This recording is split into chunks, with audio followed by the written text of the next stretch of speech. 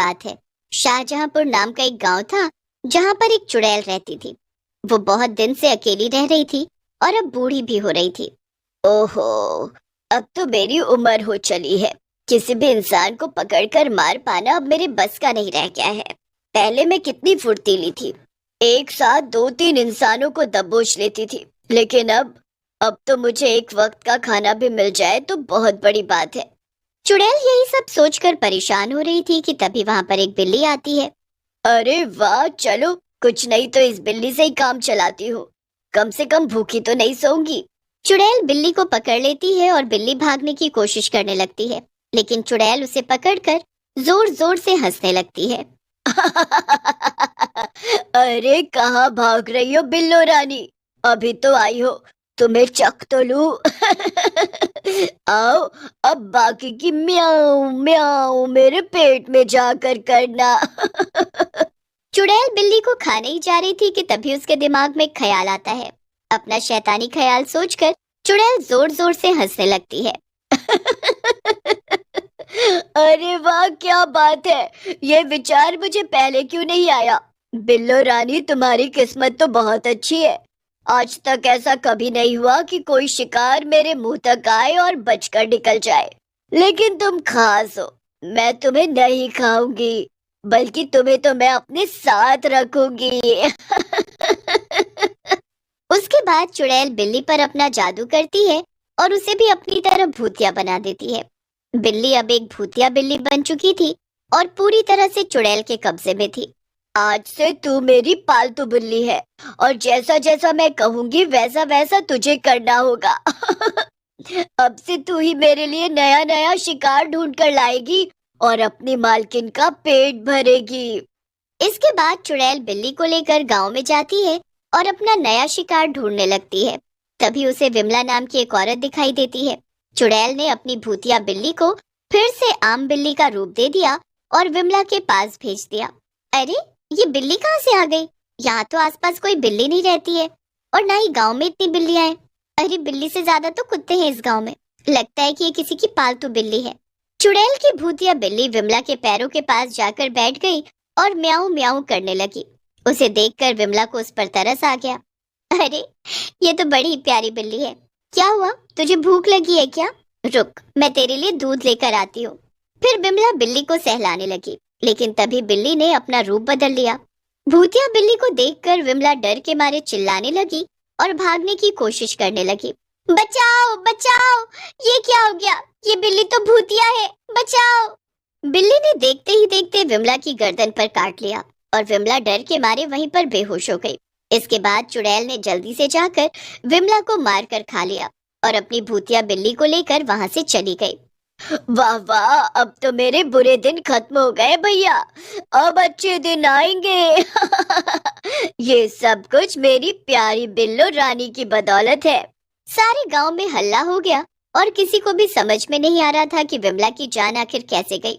ऐसा कई दिनों तक चलता रहा, जब चुड़ैल अपनी भूतिया बिल्ली की मदद से लोगों को मारकर खा रही थी और किसी को भी कुछ समझ नहीं आ रहा था। एक दिन चुड़ैल पेड़ पर आराम से बैठी थी। अब तो जिंदगी बहुत आराम से कट रही है। जब से ये बिल्लो रानी मेरी जिंदगी में आई है, तब से तो मेरे दिन ही बदल गए हैं। तभी चुड़ैल की नजर सामने से जा रहे एक आदमी पर पड़ती है। उसके साथ में एक बच्चा भी था। चुड़ैल उन दोनों को देखकर बहुत खुश हो जाती है और उछलकर खड़ी हो जाती है। अरे वाह, ये तो एक के साथ एक फ्री का ऑफर लगता है। तो इसे मैं हाथ से कैसे जाने दे सकती हूँ? इतना कहकर चुड़ैल उस आदमी के पीछे पीछे चल पड़ी। चुड़ैल ने झट से अपनी बिल्ली को आगे भेज दिया और उस आदमी के साथ जो बच्चा था वो बिल्ली के साथ खेलने लगा। अरे चिंटू, मैंने कितनी बार तुम्हें समझाया है ना, ऐसे राह चलते किसी भी जानवर को नहीं छूते, कभी कभी ये खतरनाक हो सकता है। मगर पापा, देखिए ना, ये बिल्ली तो कितनी मासूम है, ये भला हमें क्या नुकसान पहुंचा सकती है? मुझे इसके साथ थोड़ा सा खेल लेने दीजिए ना पापा। इतना कहकर चिंटू बिल्ली के साथ खेलने लगता है, लेकिन तभी बिल्ली वापस से भूतिया बन जाती है और चिंटू पर हमला कर देती है और पीछे से चुड़ैल भी आ जाती है। बेटा, तेरे पापा सही कह रहे थे, किसी भी राह चलते जानवर को ऐसे हाथ नहीं लगाते, क्या पता वो भूतिया हो। चुड़ैल को देखकर चिंटू और वो आदमी दोनों ही डर जाते हैं, लेकिन वो आदमी बिल्ली के साथ लड़ने लगता है। चिंटू किसी तरह से अपनी जान बचाकर वहां से भागता है और गांव पहुंच जाता है, लेकिन पीछे से चुड़ैल उस आदमी को मार देती है। चिंटू गांव पहुंचकर सारी बात गांव के सरपंच को बता देता है। सभी गांव वाले ये सुनकर हैरान रह जाते हैं। सभी लोग आपस में बात कर ही रहे थे कि तभी चिंटू की एक स्कूल की दोस्त प्रिया वहां पर आ जाती है। सब लोग सुनो, वो बिल्ली मेरी है, वो मेरी बिल्ली किट्टी है। मैं उसे कब से ढूंढ रही थी पर वो मुझे मिल ही नहीं रही थी। जरूर उस चुड़ैल ने मेरी बिल्ली पर जादू करके उसे भूतिया बनाया होगा। क्या? पर हो सकता है वो कोई और बिल्ली होगी प्रिया। तुम इतने यकीन से कैसे कह सकती हो कि वो तुम्हारी ही किट्टी है? ठीक है, तो मैं खुद ही जाकर देख लेती हूँ कि वो मेरी बिल्ली है या नहीं। नहीं बेटा, इसमें खतरा हो सकता है। अगर वो तुम्हारी बिल्ली भी है तो भी अभी वो है तो भूतिया ही ना। पहले हमें कोई तरीका निकालना होगा जिससे हम उस बिल्ली पर हुआ जादू हटा सके और चुड़ैल से भी छुटकारा पा सके। मुझे तो लगता है वो चुड़ैल बूढ़ी हो रही थी और शिकार नहीं कर पा रही थी, इसीलिए उसने एक आम बिल्ली को चुना और उसे भूतिया बना दिया ताकि वो लोगों को मार सके आसानी से और उन्हें खा सके।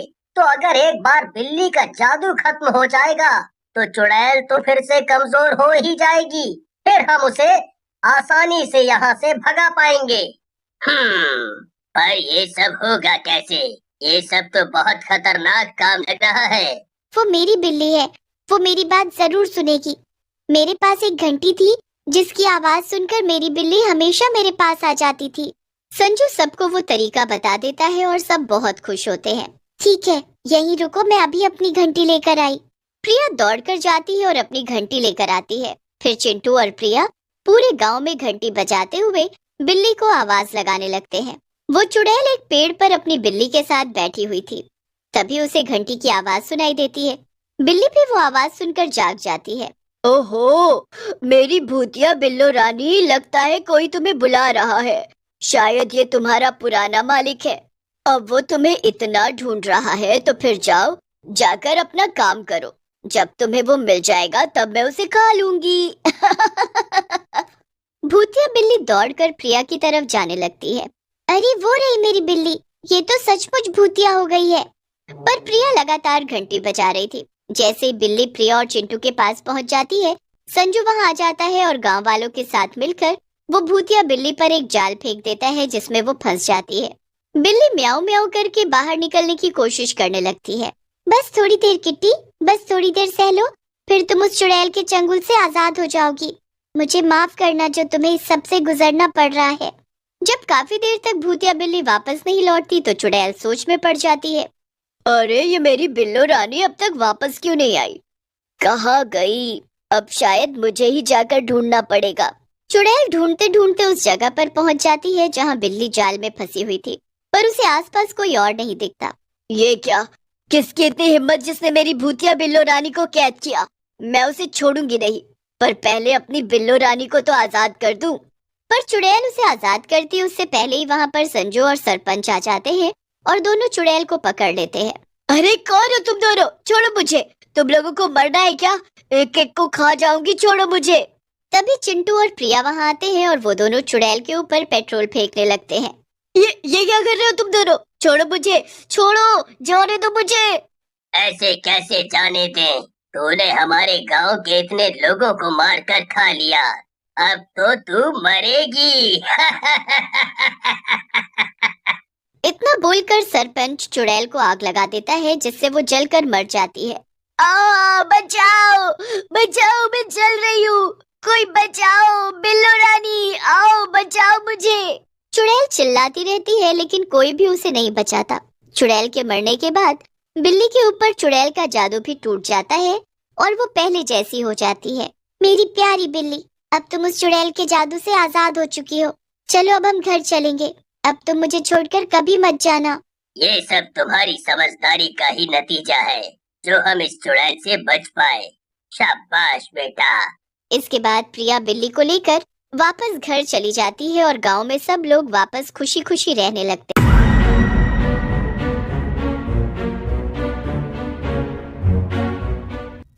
मेहुल एक इम्पोर्टेंट कॉल रिसीव करने के लिए ऑफिस रूम से बाहर जाता है। कॉल रिसीव करने के बाद मेहुल जब ऑफिस रूम में आता है तो देखता है कैबिन के ऊपर रखा इम्पोर्टेंट फाइल मिसिंग हो जाता है। थोड़ी देर फाइल ढूंढने के बाद मेहुल को एम्प्लॉइज के ऊपर शक हो जाता है। ऑफिस में टोटल 3 एम्प्लॉइज थे। मेहुल तीनों को सस्पेक्ट करते हुए इन्वेस्टिगेशन शुरू कर देता है।